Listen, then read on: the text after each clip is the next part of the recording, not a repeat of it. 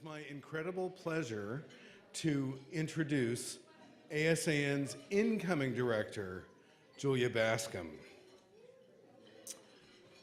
One of the most remarkable things about ASAN is how over the last 10 years, it's gone from being a few people working out of their college dorm rooms to a huge organization with offices and staff and publication and programs.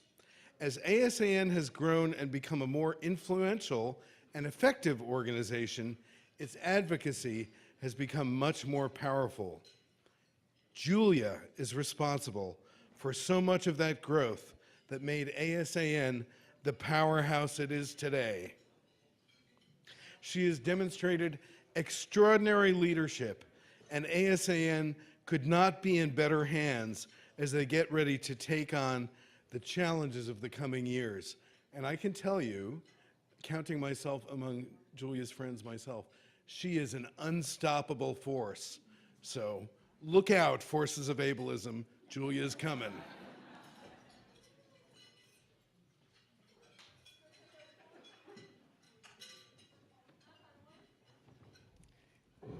Thanks, Steve. Hi, hello, thank you all so much for being here. How's everyone doing? Doing okay? Awesome.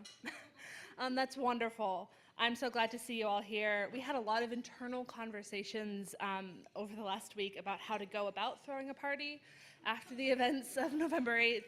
And it came down to this idea, and I think it's critical, that joy has not gone out of the world. We're all, this is a somber time. We're all feeling pretty grim.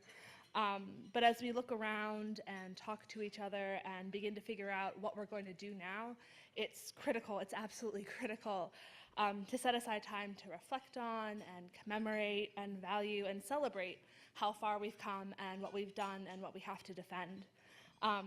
As Ari reminded us, and as Hai told us, and as our awardees are about to show us, we have come very, very far. And we know that change comes inch by inch, slowly and painfully, and then sometimes all at once. But we cannot move forward on grim determination alone. My job for these next 10 minutes is to talk to you all about what comes next, about what we do next, about what ASAN is planning and preparing for. And I have to tell you that first thing has to be joy. We have to be able to remember and to celebrate our wins and the truth that we fight for. We're looking at a long, long haul, and we cannot make it. We're only going to make it if we bring all of our love and all of our joy with us. So, on that note, when we're preparing for a trek such as this, it's important to know that we cannot go it alone. The work of building strong, committed coalitions between the many different communities which make up and overlap within the disability community is what will sustain us through the next 4, the next 5, the next 10 years. To return to a truism from good old Ben Franklin, we must indeed all hang together, or most assuredly, we will hang separately. And I am saying that, and this is no longer Ben Franklin speaking, but I am saying that as a disabled woman, and as a lesbian, and as someone who loves and works and lives with trans folks and people of color and people from different nationalities and different faiths and so on and so forth. We can all hang together or we can hang separately. Those are our options. Working in coalition, we have to mobilize our grassroots right now, immediately, to defend and advance the progress we've made. Protecting the Affordable Care Act, Medicaid, deinstitutionalization, self-determination, access to justice. As you can see in our annual report, and I don't think anyone has said this yet, so you do have copies of that, and if you want to take them home, we would love it. As you can see in our annual report, ASAN has been systematically developing our capacity over this last year to produce accessible advocacy resources, guides to policy and action tools that people with cognitive disabilities, our families, and really just anyone who isn't a lawyer can read and use and understand. And we have to continue to do that and to build that hidden army and grow our grassroots in places where we haven't tried or recruited before. ASAN has done a lot of very wonky policy work, and we certainly plan to continue to do that. If anybody wants to talk about quality measures in MLTSS, hit me up and we can talk after this. But now more than ever, it is critical that we are giving our grassroots the information and the tools they need to advocate, to participate in our civic society, and to have not just a say, but the final word in conversations about us, in decisions about our lives and our futures. Nothing about us without us has never mattered more than it does right now. So, we're going to produce materials explaining what a block grant is and why you should care, how public comment periods work, how to visit your senator in their district office. We're going to collect people's stories about why the ACA saved their life and why coverage of pre-existing conditions is so important. And we're going to mobilize our networks to ensure that the healthcare we fought for 8 years is going to remain in place. We're going to work with other organizations focused on civil rights and voting rights and access to justice, because we know those fights are only going to get worse. We're going to make sure that whenever the minimum wage is being discussed, sub-minimum wage is being discussed and abolished right along with it. We're going to keep fighting for Olmstead implementation and deinstitutionalization, because now is not the time to give up on life, liberty, and the pursuit of happiness. And we're going to keep advancing our work in supported decision-making and self-determination, because making choices is a human right, and human rights don't come with 4-year waiting periods. It's going to be hard, yeah, so we'll do what's hard. We have always overcome impossible odds. It's something out of science fiction that we exist at all. Autistic self-advocacy as a concept, disability rights, and the community we have built, all organizing is science fiction, as Walida Imarisha said. And when we organize, we find ourselves building that new world. I draw strength and conviction in equal measure from our rich history, from the fact that we have existed and we have built this over the course of very, very difficult years. We have done so much. In just the last few years, we've seen an increased acknowledgement and acceptance of the fact that cure as a concept is not an ethical or scientifically possible response to autism. Can you imagine? If you told me 5 years ago that Autism Speaks was going to remove the word cure from their mission statement this year, I wouldn't have believed you. We have a lot left to do there, but we did that. The number of people living with disabilities in institutions is a fraction of what it was at its peak. We did that. We defined what home and community-based services mean, and as a result, the quality of life for people with disabilities and people receiving those services has and will continue to increase as we restore autonomy, self-determination, and basic human rights. We did that. How long have we worked for those things? How hard did we fight? Is there a single person here who would call that easy? There's so much more to be done. Even for each of the examples I've given, enormous amounts of work remain. Autism acceptance and self-advocate representation need to replace words like prevention and treatment. People still trapped in institutions must be freed. We all know far too many people living lives of quiet, horrible desperation in what we on paper call a community, and of course even one person in that particular hell would be unacceptable. The work ahead was already unrelenting, and as we look at the next few years, I think we all feel a little knocked back, a little desperate, a little panicked that after everything we've done, all of our progress could still be unraveled. But when I think about our community and I think about our trajectory, I am still filled with hope. We've built something incredible, something that has defied the odds, and we're not done yet. We fought hard for our existence. We fought hard because the idea of ASAN is important. The idea of an organization run by and for autistic people ourselves, an organization capable of sophisticated advocacy at a local, state, and federal level, an organization taking on policy and legal challenges and working to ensure that wherever and whenever discussions about autism and autistic people are discussed, we're there, not just sitting at the table, but leading the conversation. That idea is important, but it's an idea we fought for because it comes with tangible, real-world consequences.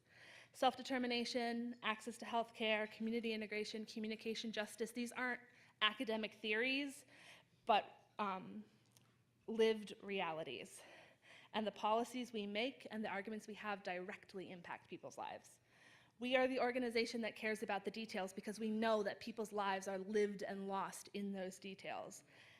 And as long as that's true, ASAN has to exist to bring light to these details and push for a better world, not in 10 years, not in 20 years, but right now. Prior to last week, when I was working on this speech, I had a great story to tell you about two different futures. It was a beautiful speech. And the thing is, that story is still true. So I want to talk for a minute about stories, about the future, and about the stories we tell for what the future can look like for autistic adults, adults with intellectual and developmental disabilities, adults with significant disabilities, whichever label we're using, we'll just paste it in there. The stories we tell about disability, about autism, and about our lives set our expectations, and those expectations determine our future. And right now we have stories for two starkly opposing visions for what we think life can look like for autistic adults. The first vision is all about safety. Safety. Our best hope and our biggest expectation, we're told, is to be safe. And in this vision, we are safe. We are so, so safe. Our housing is safe. It's designed specifically to keep us safe. Safe, special housing with all of us in one place so we can be safely monitored and kept safe. There are devices that can track us to ensure that we never venture beyond safety's borders.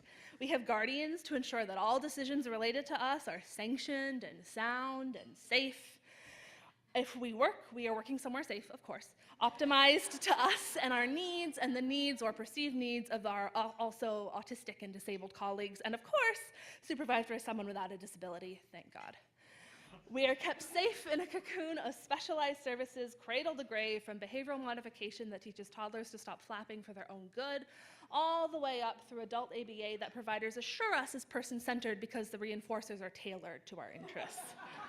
We are so safe.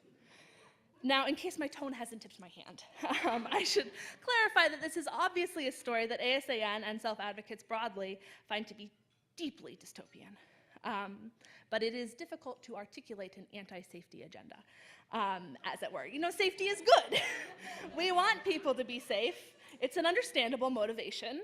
And at the same time, we know that safety isn't safe. We know what the abuse rates for these safe, segregated placements are. And we know that anytime you round up disabled people and put us all in one place, the same thing happens. We've seen this before. We have a century and a half of history showing us that institutions, campuses, farmsteads, whatever we're calling them now, and when you line the descriptions up over time, the difference bleeds away, aren't safe, even if they have a lovely pool and a beautiful garden. Anytime you take a group of marginalized people and put us together and isolate us, safety leaves the equation, every time. So when we're choosing between possible futures for our community, I think we can do a little better than safety. Certainly, I think our community deserves better. But what would that second story look like? What stories do we want to tell? I want to tell stories with unlimited options.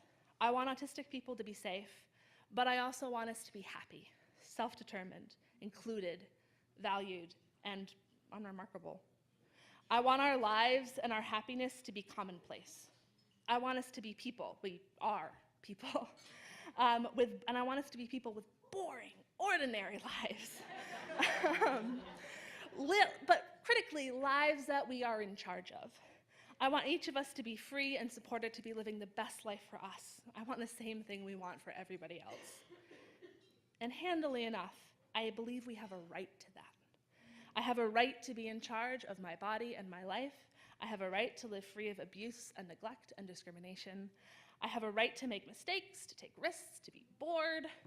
I have a right to participate, to access the same opportunities and the same things my peers access, and live the same boring, ordinary, beautiful life. And I know that right now, on November 16th, all this talk of rights feels like science fiction. But listen, we grew lettuce in space this year. Did you know that?